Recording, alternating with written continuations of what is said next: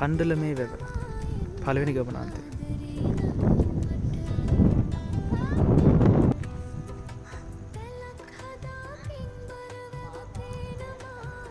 දුරට පේන්නට තියෙන්නේ කණ්ඩලමේ හොටෙල් එක.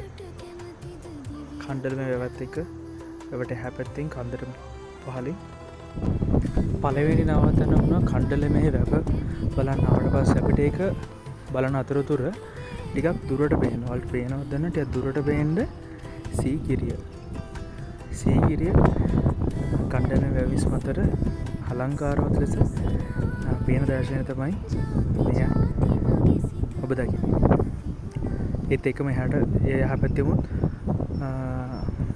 සීගරට පෙන අනිකුත් විශාල්කන්ද විදුරංගල තවට බලාගන්න හැකියාව තියෙන.